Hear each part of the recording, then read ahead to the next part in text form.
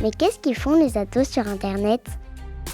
Mais ils font quoi ces jeunes sur Internet? Mais ils font quoi les ados sur Mais Internet? qu'est-ce qu'ils font les ados sur Qu'est-ce qu'ils font sur Internet Internet, ces Mais ados qu'est-ce qu'ils font les ados sur Mais Internet qu'est-ce qu'ils font ces ados sur Internet? Cyber, les ados témoignent. Héloïse Dupin de Saint-Cyr. Selon les chiffres de l'INSEE, en 2021, 95% de la population âgée de 15 ans ou plus déclare être équipée d'un téléphone mobile.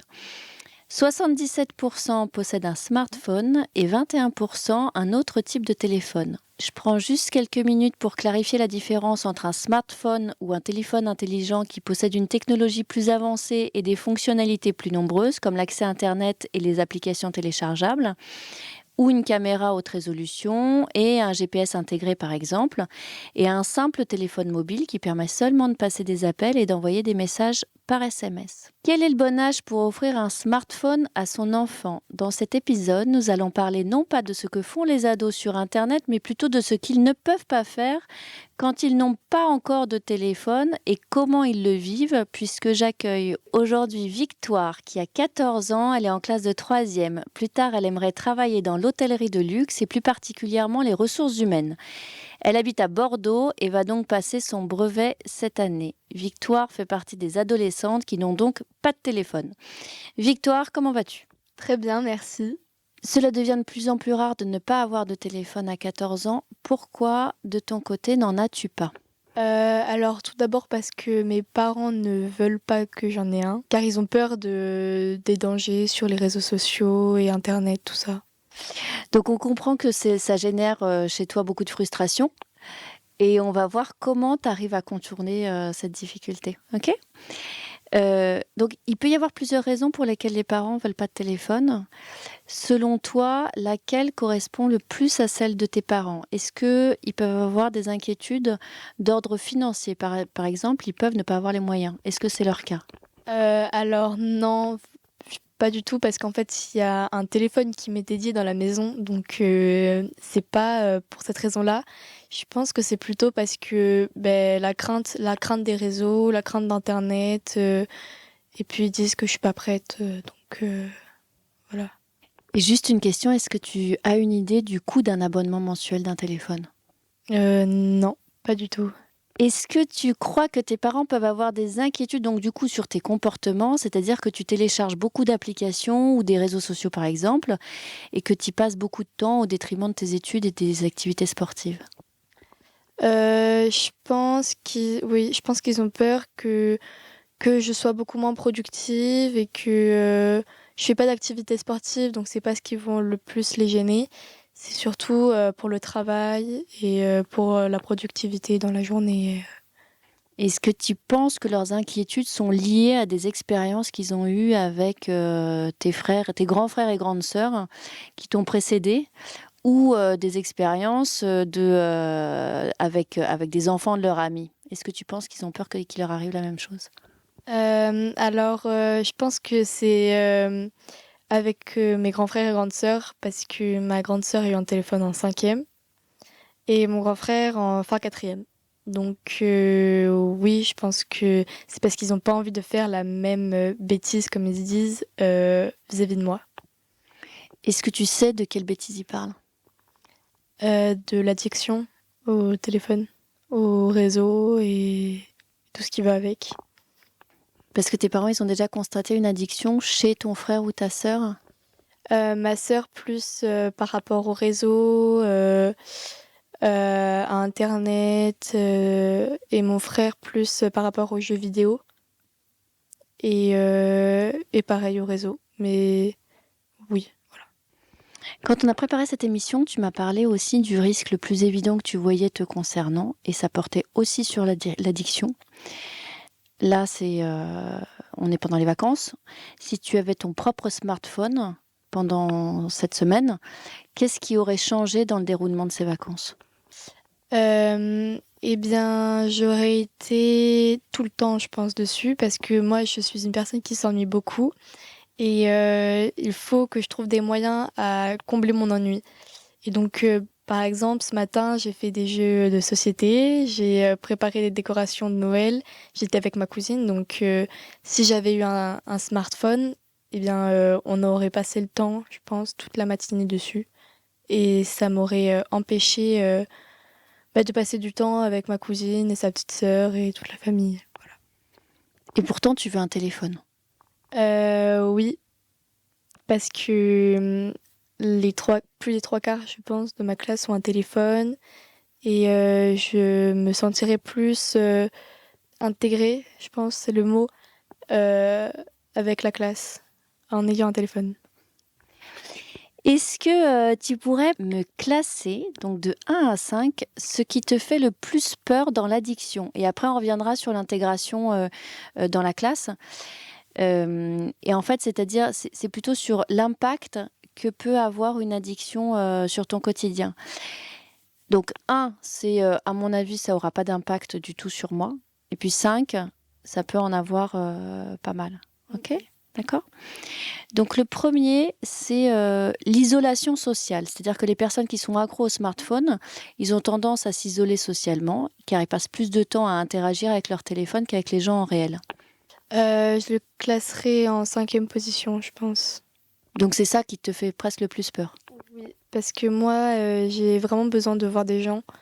C'est mon occupation première, je pense. J'adore voir des personnes, rencontrer des personnes. Donc, m'isoler des gens, ça serait vraiment frustrant, je pense, pour moi. Le deuxième, c'est la baisse de productivité. Donc là, tu me disais, c'était tes parents, là, tout à l'heure, où tu disais qu'ils auraient peur de ça. Donc, c'est-à-dire que l'utilisation excessive du smartphone, ça peut entraîner une baisse de ta productivité au travail, à l'école ou au sport, etc. Est-ce que tu penses que c'est un impact pour toi, aller de 1 à 5? Je le classerai en 3, je pense. Parce que, comme je l'ai dit tout à l'heure, je m'ennuie beaucoup. Donc, baisse de productivité. Je suis déjà pas très productive, donc oui, je le classerai en 3e position, je pense. Des problèmes de sommeil. La lumière bleue émise par les écrans du smartphone peut perturber le sommeil. Est-ce que tu penses que tu peux avoir un impact? 2e position, parce que j'ai pas besoin de beaucoup de sommeil. Je suis assez lève-tôt et je peux me coucher tard en me levant tôt, donc c'est pas ce qui m'importe le plus, je pense. L'anxiété et le stress. L'obsession du smartphone peut causer de l'anxiété, du stress et même des crises de panique quelquefois. Notamment en raison de la pression sociale qui peut être faite justement sur les réseaux sociaux, etc., où il faut répondre dès que tu as un vu ou des choses comme ça. 4e position, parce que je suis déjà une personne hyper stressée et si ça me donne encore plus de stress, c'est vraiment pas bénéfique pour moi. La dépendance aux réseaux sociaux. Donc les médias sociaux sont une source importante d'addiction au smartphone. Et on a toujours besoin de la validation, des likes, etc., de ses amis pour être heureux sur les réseaux. Est-ce que tu as peur de ça? Non, pas vraiment. C'est pas quelque chose qui m'importe beaucoup. Des problèmes sur la santé mentale. Des études ont montré que l'addiction au smartphone est associée à des problèmes de santé mentale comme la dépression. Alors ça, 5. Je le classerai en 5 aussi. Parce que je veux quand même garder une santé mentale assez stable. Et je pense que ça serait pas super que j'ai des problèmes mentaux à cause d'un téléphone. Ça me frustrerait beaucoup, je pense. Est-ce que tu penses dans ton entourage que quand tu vois plutôt des jeunes filles du coup de ta classe qui ont des téléphones, est-ce que tu identifies des cas où ça pourrait être le cas? Non, je crois pas. Enfin, pas que je connaisse, mais j'ai des connaissances qui à cause de téléphone, ont fait, je dirais pas des dépressions, mais des renfermements sur soi-même. Voilà, donc elles voyaient plus personne, elles étaient enfermées dans leur chambre. Voilà, c'est des connaissances, des amis d'amis. Et comment ont réagi les parents? C'est pas des parents qui s'occupent vraiment de ces filles, donc je pense que c'était son problème à elle et pas celui de ses parents. On continue dans le classement de 1 à 5. De la perte de temps. Donc, les personnes accros au smartphone, ils peuvent passer de nombreuses heures à jouer ou à surfer sur Internet et ouvrir des applications qui sont parfois inutiles. Ça entraîne beaucoup de perte de temps. Alors, on sait que toi, tu t'ennuies et du coup, ça va combler tout ce temps où tu t'ennuies. Mais est-ce que tu as peur de plus avoir assez de temps pour aller faire les choses qui te plaisent? Alors oui, notamment vis-à-vis du travail. Parce que moi, j'ai besoin d'être, je pense, rassurée pour mon travail. Donc, je suis quand même assez organisée. Donc, j'ai besoin de tout préparer à l'avance, tout faire à l'avance. Donc, si j'ai plus de temps pour ça, ça pourrait notamment me stresser, puis me frustrer. Enfin, tout ça. Ça, je le classerais en 3e position, je pense. Ah, des accidents et des risques pour la sécurité. Par exemple, l'utilisation d'un smartphone dans la rue, ça peut conduire à traverser une rue sans faire attention aux voitures qui passent. Est-ce que tu penses que ça peut en avoir un impact pour toi? Non, parce que je fais quand même vraiment attention dans la rue. Et puis je sais que si j'ai un téléphone, je passerai pas tout mon temps jusqu'à le regarder dans la rue. Enfin, je pense. Pour moi, oui. Mais non, je pense pas dans la rue, ça pourrait m'entraîner dans des accidents. Par rapport à tous ces impacts-là qu'on a listés, il y en a quand même plus pour lesquels tu as des notes au-dessus de 3, 4, 5 parfois. Et finalement, pas beaucoup où tu as des notes de 1 ou 2.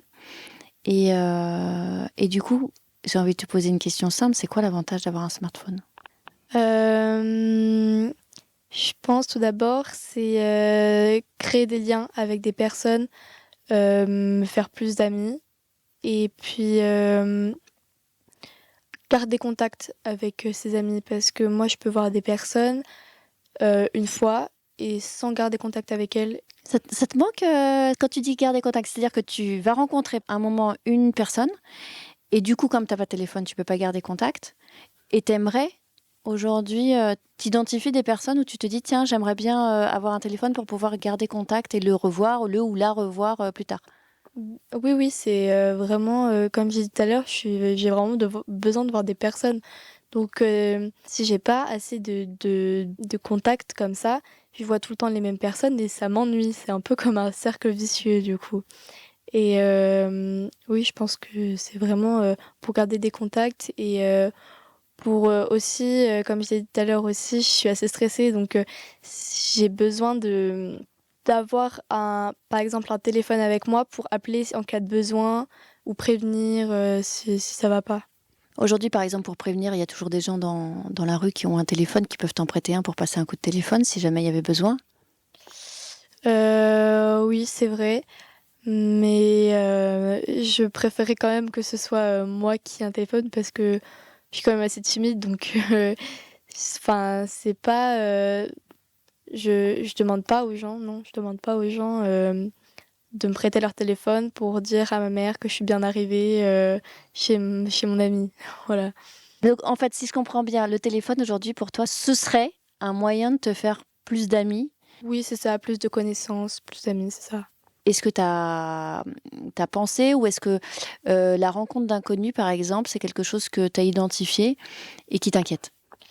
Moi, je fais quand même relativement attention. Quand il y a des personnes que je ne connais pas qui m'envoient des messages, jamais je réponds. Et je n'accepte pas les gens que je ne connais pas du tout. Enfin oui, j'accepte des gens dont on m'a parlé parce que je sais qu'ils existent et je sais que c'est des personnes par exemple qui ont mon âge ou qui sont pas malsaines, mais non, des personnes que je ne connais vraiment pas, je les accepte pas, je ne leur parle pas, je fais relativement attention quand même. Du coup, aujourd'hui, tu es obligé de trouver des solutions de contournement parce que tu es en 3e, donc sans téléphone, avec au moins les 3/4 de ta classe qui ont déjà un téléphone. Comment est-ce que tu fais pour rester en contact avec tes amis sans smartphone? J'ai Instagram sur le téléphone de ma mère depuis l'été dernier, début de l'été dernier. Et tu peux l'utiliser autant que tu veux? Non, parce que ma mère me dit de lâcher un peu son téléphone. Donc non, c'est vrai que... mais elle me fait quand même relativement confiance dessus. Donc c'est vrai que je passe pas tout mon temps dessus, mais je suis quand même assez attachée à Instagram. Donc oui, Quand tu rentres de l'école, est-ce que tu utilises Instagram tous les jours? tous les jours. Je ne saurais pas vous dire, vu que c'est le téléphone de ma mère, je dirais une demi-heure, trois quarts d'heure par jour.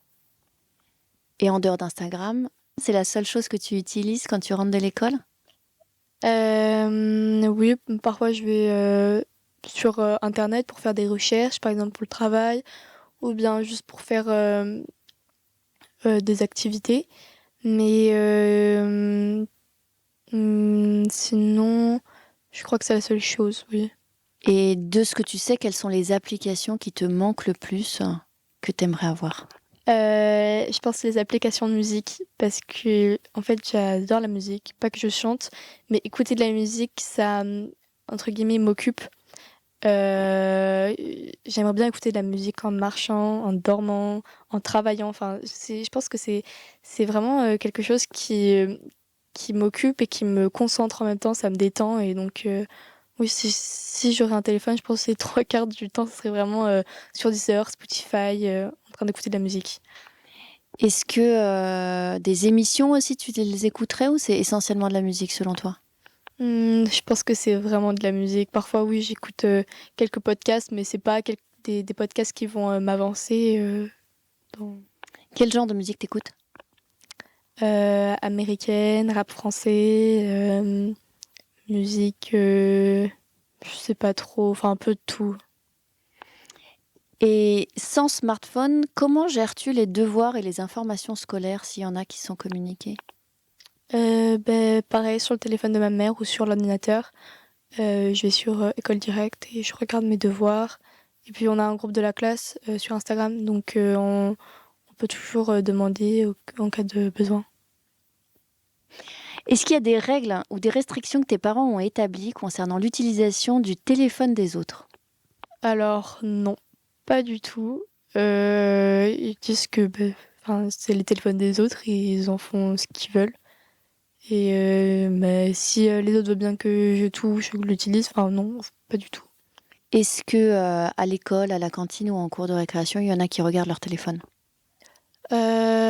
Pour garder l'heure et pour faire 10 secondes pour faire quelque chose, mais en fait c'est interdit au collège de regarder son téléphone. Donc non, en fait quand on est ensemble au collège, pratiquement personne n'est sur son téléphone.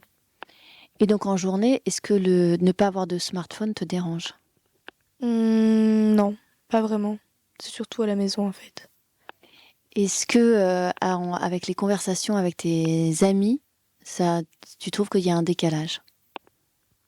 C'est vrai que j'ai l'impression d'être plus à l'aise. En fait, non, c'est surtout avec des personnes que je connais pas bien, des connaissances. Je suis plus à l'aise en parlant sur un téléphone avec Insta que parler en vrai. Mais après, j'arrive relativement bien à parler en vrai, donc c'est pas hyper dérangeant, non. Voilà. Tu peux raconter une illustration d'un cas où tu as discuté avec plus simplement, tu penses, sur Instagram plutôt qu'en vrai?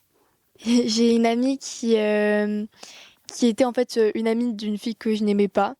On a parlé, je dirais, 10 minutes ensemble. Et direct, il y a eu le feeling, mais on n'a pas vraiment été... Enfin, on s'est parlé 10 minutes, puis on n'a pas cherché à se recontacter, enfin, à se reparler dans la cour, tout ça. Donc, on s'abonnait chacune à l'autre. Et puis, en fait, on a commencé à parler sur Insta, mais beaucoup plus simplement, voilà. Et donc, en fait, c'est vrai que je trouve qu'en parlant à quelqu'un sur un téléphone, eh ben, ça peut aussi ouvrir des portes pour rencontrer des personnes. Parce que moi, au début, cette fille, je vais le dire clairement, je pouvais pas me la voir. Parce que c'était une amie d'une fille que je n'aimais pas du tout. Et pour moi, c'était la même. Enfin, les deux, c'était les mêmes. Et en fait, en lui parlant, j'ai appris qu'elle était super gentille et que avec Instagram, ça m'a permis de vraiment la côtoyer plus. Et maintenant, c'est une super bonne amie pour moi. Est-ce que tu penses qu'il y a des avantages à ne pas avoir de smartphone à ton âge? Alors oui, je vais raconter aussi une petite anecdote. J'ai mon voisin de classe qui a un téléphone depuis la 6e, je crois. Et il me dit que il est vachement accro dessus, il le reconnaît. Et en fait, des fois, il y a ses parents qui oublient de lui prendre le soir. Et en fait, il n'arrive pas à dormir parce qu'il est tout le temps scotché dessus. Et il me dit c'est horrible parce que parfois le matin, je le vois, il arrive avec des cernes énormes. Il dort pratiquement sur la table et il n'arrive pas à se concentrer. Donc ça a des impacts sur ses notes. Comme sur sa vie sociale parce que il peut plus parler aux gens parce qu'il est trop fatigué. Donc au niveau de la fatigue, je pense que oui, moi c'est pas mal que je n'ai pas de pas avoir de téléphone, pardon. Et par rapport aux accidents ou aux déviances sur lesquels a priori ton frère et ta sœur au-dessus de toi étaient tombés, est-ce que tu penses que c'est un avantage ou pas pour toi de ne pas avoir de téléphone? Il n'y a pas vraiment eu d'accident avec mes frères et sœurs, c'est juste ils ont été vraiment accros, donc maintenant c'est plus trop réparable, j'ai envie de dire, parce que mes parents ils ont essayé de tout faire pour en mettant des limites, des contrôles parentaux, mais ça a jamais vraiment marché. Oui, je pense que c'est vrai qu'en me donnant un téléphone plus tard, c'est vrai que je pense que ce serait quand même mieux pour moi pour ma vie de tous les jours, en fait. Aujourd'hui, il y a une statistique qui dit que 50% des garçons de moins de 15 ans regardent 1 heure de porno par mois. Donc, c'est-à-dire que dans ta classe, je ne sais pas combien tu as de garçons, mais tu en as la moitié qui regardent 1 heure de porno par mois. Ça te choque ou ça te choque pas? Alors, bien sûr, ça me choque parce que moi, je pense que je ne pourrais pas parce que, en fait, je dirais ça me dégoûte un peu. Mais oui, forcément, ça me choque parce que, en fait, je trouve ça idiot. Je trouve ça idiot de regarder ça. Est-ce que tu penses que ces habitudes-là, ça peut avoir un impact sur votre vie d'adolescent? Alors, les garçons, c'est 50%, les filles, il me semble que c'est 15%. Donc, ça veut dire que si vous êtes 30 par classe, il y en a 2 dans la classe qui regardent au moins 1 heure de porno par mois. Est-ce que tu penses que ça peut avoir un impact sur ta vie amoureuse ou la vie amoureuse des adolescents en général et la vie d'adulte? Non, je pense pas. La vie d'adulte, bien sûr, si on commence plus jeune, je pense que ça peut quand même avoir des impacts dessus.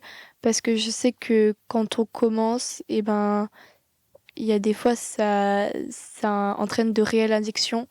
Donc, oui, c'est vrai que pour la vie d'adulte, ça peut être un peu pénalisant, je pense.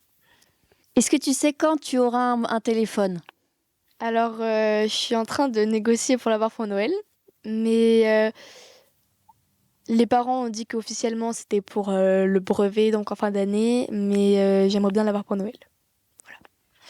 Donc ça veut dire dans 2 mois, si tout se passe bien. C'est ça. Un mot quand même sur ce que toi tu fais quand même sur Internet, parce que on a bien vu tout ce que tu faisais pas. Mais c'est quand même le générique de notre émission, justement, qu'est-ce que font les ados sur Internet. Donc, Instagram, que vas-tu voir sur Instagram?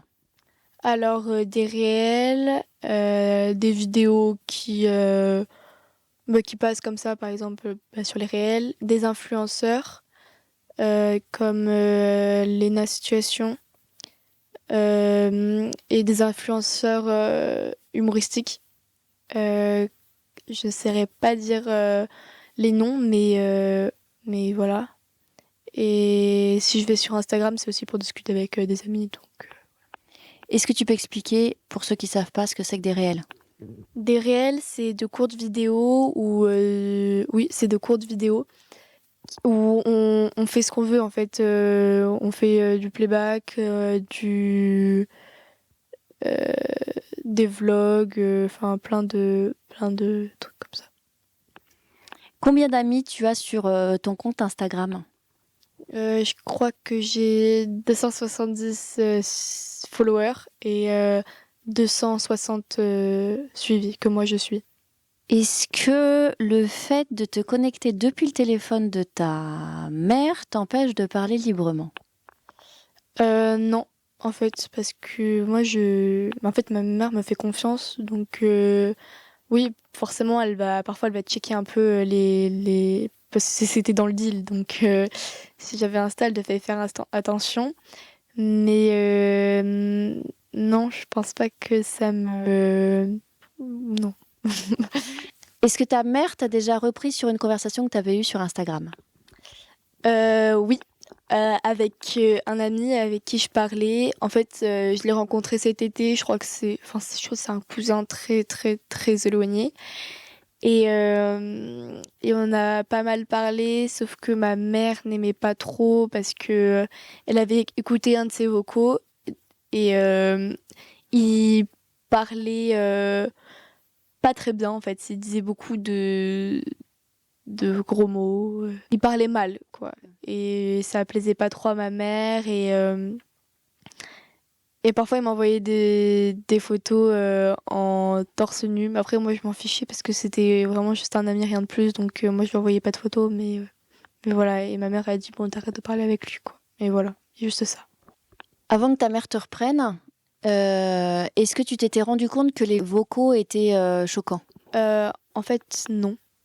Parce que j'ai l'impression qu'aujourd'hui, tout le monde parle comme ça. Je pense que ma mère n'est pas habituée, c'est juste ça. Mais je pense que ça l'a choquée parce qu'il a dit des gros mots du genre putain, merde, fais chier, tout ça. Et ma mère, elle a pas été habituée. Mais je trouve que les adolescents aujourd'hui, enfin même moi, hein, c'est un langage qu'on emploie souvent sans vraiment s'en rendre compte. Donc non, je faisais pas vraiment attention. Donc putain, merde, fais chier. Et est-ce que les amis qui savent que tu utilises le téléphone de ta maman, est-ce que ça les empêche de te parler librement? Non, parce qu'en fait, des amis avec qui je parle, c'est pas des discussions malsaines, donc voilà. Et puis ma mère, enfin, elle check pas souvent, hein, ce serait quoi, une fois par mois. Donc je pense que quand elle a checké avec l'ami avec qui je parlais, c'était le mauvais moment. Mais sinon, non, en vrai, pas du tout. Ça, je m'en fiche des discussions que j'ai avec mes amis parce que c'est vraiment pas malsain. Donc, On va parler aussi d'un petit peu d'intelligence artificielle. Est-ce que tu as déjà utilisé des outils d'intelligence artificielle? Et si oui, dans quelles conditions? alors, j'ai déjà utilisé ChatGPT pour le travail ou par exemple pour faire des lettres de motivation pour mes stages ou pour des inscriptions pour des lycées, collèges, lycées pour plus tard. Donc oui. Mais ma mère était au courant, donc ça la dérange pas. Il y a plein de gens qui savent pas encore ce que c'est que ChatGPT. Tu veux bien raconter comment on l'utilise et ce que c'est? C'est une intelligence artificielle à qui on demande une question ou une chose à faire. Ça peut être par exemple une lettre de motivation, une dissertation, une rédaction. Enfin, c'est des choses comme ça pour construire des textes et bien formuler les phrases. Et donc ça sert à ça, quoi. Ça sert du coup à gagner du temps en fait sur ton travail et tout ça. Est-ce que tu penses que il y a beaucoup d'élèves dans ta classe qui utilisent ChatGPT pour faire leurs devoirs de classe? Pour Pour faire les devoirs de classe, je pense qu'il y a les 3 quarts des élèves qui l'utilisent. Après, il y a certains élèves qui ne savent même pas ce que c'est. Donc, oui, je pense que les 3 quarts des élèves utilisent ChatGPT. Est-ce que les professeurs s'en rendent compte et est-ce que ChatGPT ressort à chaque fois la même chose? Non, je crois que en fait, ça dépend au niveau des questions qu'on lui pose ou des phrases qu'on lui met. Mais les professeurs le savent, mais en fait, ils peuvent pas savoir qui le fait, donc ils peuvent pas gronder les élèves pour ça, parce qu'en fait, ils ne savent pas qui fait ça. Donc voilà. Est-ce que tu trouves que c'est de la triche d'utiliser ChatGPT pour faire ses devoirs? Dans un sens, oui. Mais dans un autre, c'est aussi un outil, je pense, pour aider. Donc, je sais pas trop quoi en penser, moi. Sur l'actualité, aujourd'hui, il n'y a pas si longtemps, j'avais interviewé une jeune fille qui s'intéressait énormément à l'actualité et qui me disait que sa principale source d'information, c'était justement les réseaux sociaux. Est-ce que de ton côté, l'actualité économique ou politique t'intéresse? Et si c'est le cas, c'est quoi les sujets et comment est-ce que tu fais pour te tenir informée? Alors oui, ça m'intéresse surtout aujourd'hui parce qu'il y a quand même pas mal d'événements qui se passent, surtout dans le domaine économique et social aussi un peu. Je regarde pareil grâce au réseau. En fait, il y a du coup dans les réels, il y a aussi des vidéos de ce qui se passe dans la vie. Et c'est pas forcément des choses qui se passent aujourd'hui ou que c'est pas essayé hier, mais c'est des choses qui se passent en général dans la vie de tous les jours.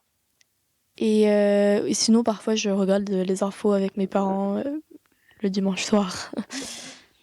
Et dans les derniers réels que tu as vus, justement concernant l'actualité, est-ce que tu as une illustration de quelque chose dont tu te rappelles qui t'a touché? Je sais pas, là, je saurais pas vous dire, mais non, je saurais pas dire. À quel âge penses-tu qu'on peut avoir un téléphone? Attention, il ne faut pas orienter cette réponse raisonnablement. Si tu étais un adulte, à quel âge penses-tu qu'on pourrait avoir un téléphone? Si j'étais un parent, je pense que je donnerais un téléphone à mon enfant en 3e. Je pense que c'est une... Non, c'est vrai. en 3e parce que je crois que la majorité des réseaux, c'est 13 ans. 3e, on en a 14. Et je pense que l'enfant est quand même assez mature pour faire attention. Bien sûr, moi, si j'étais parent, je mettrais des limites, des contrôles, tout ça. Mais 3e, peut-être fin 3e, je sais pas. Et alors justement, tu dis si tu étais un parent, tu mettrais des limites et des contrôles. T'attends quoi? Tu mettrais quoi comme limite et comme contrôle? Tu penses qu'est-ce qui est indispensable? Alors, limite de temps, ça c'est sûr. Donc, un temps limité, moi je mettrais, je sais pas, 1h30, 2 heures, je sais pas, en fait, j'en sais rien, je suis con. Et je prendrais le téléphone le soir. Et contrôle parental, donc je sais ce que fait mon enfant quand même sur son téléphone. Sur un réseau social, sur un groupe de parents d'ados, je suis tombée sur un post qui dit « Bonjour, soupçonnant ma fille de 13 ans de faire n'importe quoi avec son téléphone, je craignais des nudes. J'ai regardé dedans sur les conseils d'amis. Pas de nudes, mais des conversations pleines de mensonges avec ses copains. Par exemple, sa grand-mère est morte, elle va faire des compétitions pour les JO, elle peut pas répondre car elle est au resto, etc. C'est elle qui interagit le plus sur ces groupes de discussion. Je suis tombée sur 3 messages d'une vulgarité inimaginable et choquante. Que faire avec ça? Lui dire et confisquer, continuer à surveiller sans rien dire. Spontanément, je confisquerai, mais je crains qu'elle ne filoute d'autant plus ensuite. Elle n'a pourtant le droit qu'à 1h30 de téléphone par jour. 1h30, c'était le temps que tu me donnais tout à l'heure. Qu'est-ce que tu en penses? Alors, je pense que les réseaux peuvent avoir quand même une certaine pression sociale Donc la fille en question s'inventait une vie. Faut faire attention à ça parce que souvent quand on raconte des mensonges, ça peut se retourner sur soi-même. Et parfois, quand on raconte un mensonge et qu'on en raconte un autre et puis un autre, on se dit ça va et puis ça grossit de plus en plus et puis après ça dégénère. Donc oui, je pense qu'il faut quand même faire attention à ça. Donc ça, c'est de la prévention pour une jeune fille qui aurait envie de commencer à dire des mensonges. Mais là, en l'occurrence, pour la maman qui est déjà qui est tombée là-dessus et qui est surprise, et semble-t-il, c'est déjà trop tard, qu'est-ce qu'elle peut dire à sa fille ? C'est vrai que c'est difficile de se mettre dans la peau d'un parent parce que j'ai le même âge que la fille, donc je le confisquerai pas son téléphone, mais je mettrai, continuer à surveiller plus, renforcer les surveillances, voilà, mais pas piquer le téléphone parce que c'est vrai que plus on est sévère avec l'enfant, plus je pense il aura envie de contourner la bêtise, donc voilà. Donc selon toi, elle devrait lui dire à partir de maintenant, je vais contrôler tes conversations dans ton téléphone, c'est ça ? Oui, pour moi c'est ça ce qu'elle devrait faire, la maman. Écoute, merci beaucoup pour ces recommandations. C'est la fin de cet épisode. Merci beaucoup Victoire d'avoir été avec nous et d'avoir accepté cette discussion. Merci à vous, ça m'a fait plaisir. Et merci à vous tous d'avoir écouté Cyber, les ados témoignent. Notre émission est disponible sur les plateformes de podcast comme Deezer ou Spotify. Pour suivre l'actualité du podcast et nous contacter, c'est sur Instagram cyber_ado au pluriel et sur Facebook cyber-témoignage d'ado.